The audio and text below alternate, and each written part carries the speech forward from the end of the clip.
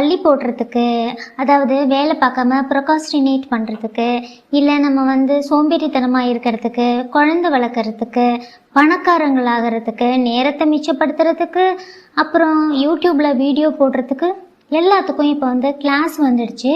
பணத்தை எதில் இன்வெஸ்ட் பண்ணுறது அந்த மாதிரி.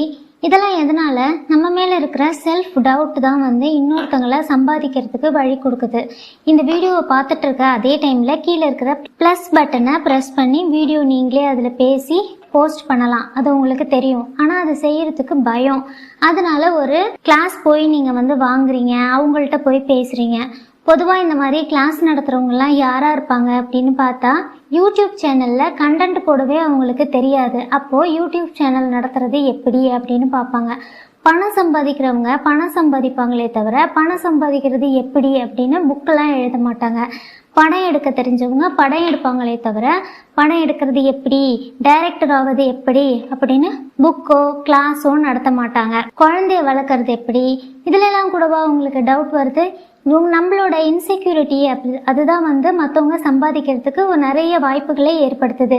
நம்ம எதிர்காலத்து மீதில் ஒரு ஐடியா கிடையாது, பிளான் கிடையாது, என்ன செய்ய போகிறோம், நாளைக்கு எப்படி வாழ போகிறோன்னு நமக்கு தெரியாது.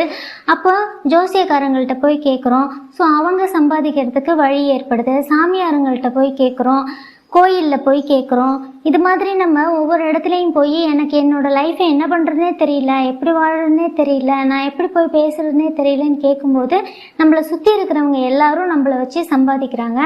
அதுக்கு நம்ம தான் காரணம். உங்களுக்கு என்ன தோணுதோ அதை செய்யுங்க. என்ன செய்யணுமோ, உங்களுக்கு என்ன திறமை இருக்கோ அதை நீங்கள் தைரியமாக பண்ணுங்கள். எல்லாருக்கும் பிடிக்கும். இந்த உலகம் ரொம்ப பெருசு.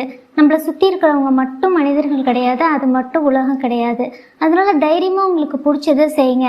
மற்றவங்க சம்பாதிக்கிறதுக்கு இலக்கா நீங்கள் இருக்காதீங்க. எந்த வேலையும் தள்ளி போடாமல் இன்றைக்கே செய்யுங்க. உங்களுக்கு பிடிச்சதை செய்யுங்க.